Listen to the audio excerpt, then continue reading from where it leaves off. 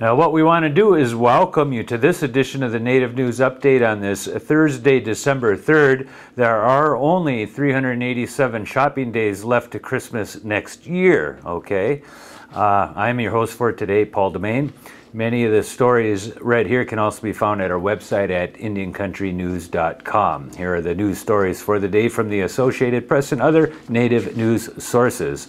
Surrounded by her loved ones, Maisie Shenandoah passed into the spirit world on December 2nd.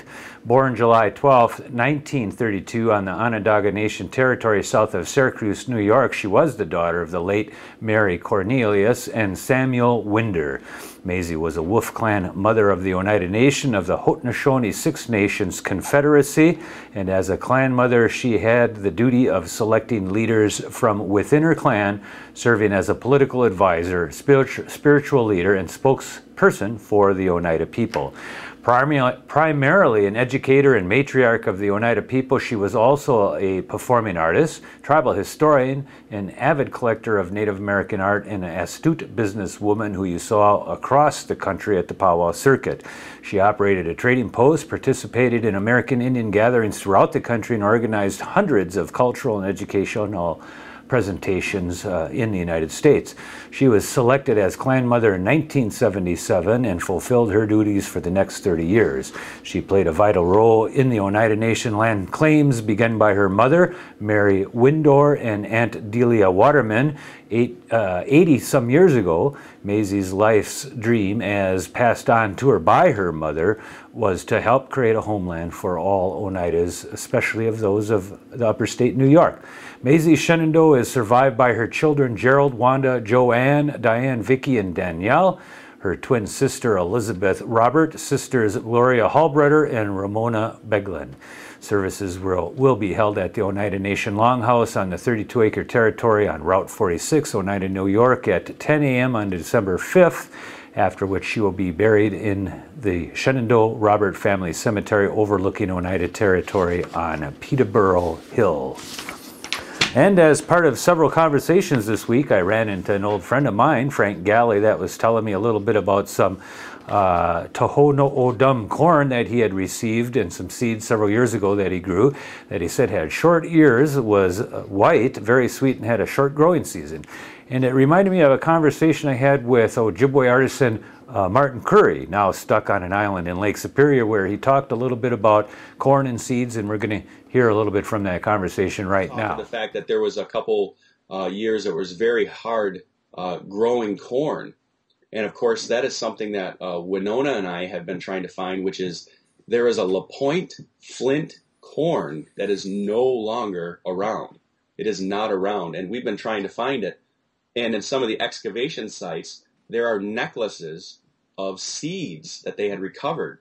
Now, obviously, they're probably not viable seeds, but to get a look at the type and structure of the LaPointe flint corn that was here.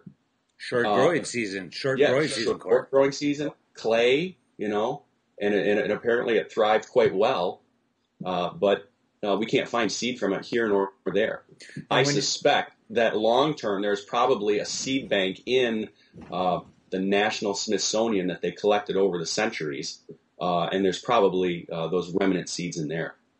Yeah, I'd be interested to be able to find it because, again, you would think that there would have been samples of things taken out. How do you find it? Is it possible you could find some remnant seeds somewhere in this whole project that might be viable yet? That's the whole question. Could you reseed it or organize it, genetically to recover something like that? Now, would you be able to find some seed nearby that's similar?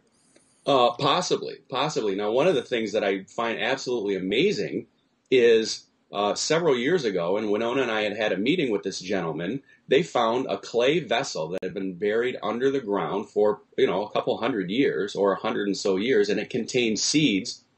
And the general thought was that they would not be viable because they're 100 years old and buried in a moist earth or whatever. But through seed preparation, they actually got some of those seeds to grow. Right. And it's amazing. So I'm not counting it out. If I run across strange corn I'm sticking at the ground, Paul. And with all the debate in Washington, D.C. and across the United States that's been going on, we have here a short update from Shoshone-Bannock tribal member Mark Trahant on healthcare and jobs with some interesting observations. You're right, Paul. There's not a lot happening. There was an important vote, a test vote, on the issue of basically it's on the mammograms standards for women. Right. And that's a really interesting question because it comes down to, is comparative effective research, is data going to be more important than people's personal narrative? And they, being politicians, opted immediately to go to the personal narrative and to say everybody can have everything they want, no matter what the cost. Oh, interesting. It was part of your earlier proposal that it's easier to say, let's go ahead and do it and borrow money rather than try to fix kind of like our work with the dynamics. This amendment was put in by one of the female senators. Right. And you can make arguments. I don't want to discount the arguments because you can make arguments for it both ways. But sooner or later, at some point, we're going to have to come to the broader question of, can we afford everything in healthcare? Right, indeed.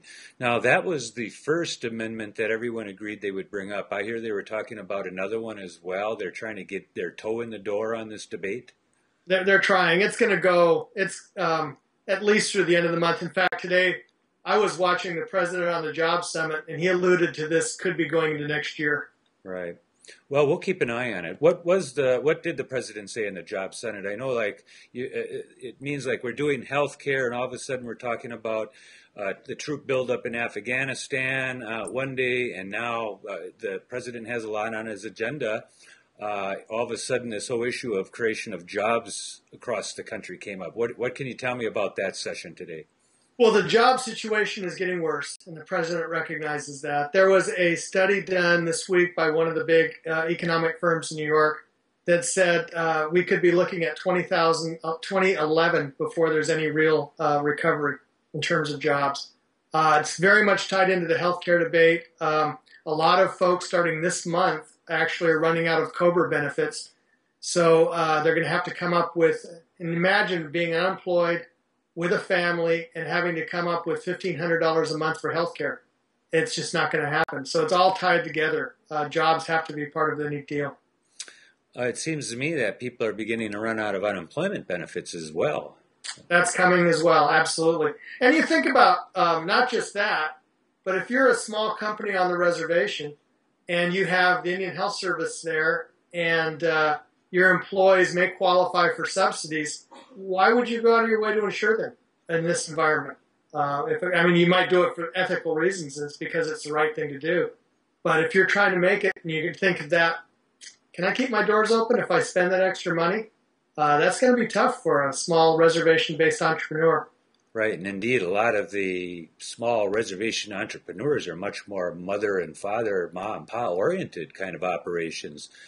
Sustenance, gathering, seasonal types of activities amongst a large group of the people here, at least in the Great Lakes area. That's absolutely right. And I actually want to write about that for my next column because you look at the growth in jobs in this country and it's people working part-time.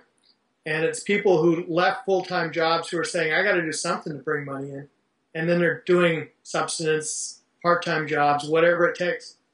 It seems that the one thing reservation-based natives have is the fact that this recession doesn't seem to have impacted them as deeply. I mean, a lot of them are already into these seasonal wild ricing season, and from there you go into gathering other things and selling them. Boughs, they went right out of wild rice season into picking boughs for Christmas. During the wintertime, they'll be doing other things, and so it almost seems like that small micro job, the development of those jobs, if they were a focus, and I know people in Ohio and Michigan are concerned about factory jobs and manufacturing jobs, but how can the president and his economic program help some of these other entities? What did you hear anything that means there's going to be some jobs on reservations? No, there's a lot of the focus was on green jobs and jobs being created, but I think that's a good issue. It kind of goes back to history, and that is this, shall we call it the great secret, that the Great Depression was pretty good on a lot of reservations. Indeed. And that's because you had no jobs to begin with, and then all of a sudden you had programs like CCC. In the 30s, the census was a big hiring institution. So you had these jobs being created on the reservations where people didn't have them before. And I think there's a little bit of that going on as well. One trend to watch, and I'm going to start charting this, is people moving home. Is when they're in the cities and they get up and frustrated, what happens to the infrastructure when they decide to move back to the reservation? And that is the latest roundup of news from Indian Country on this edition of the Native News Update. We want to thank you all for joining with us again. Miigwech.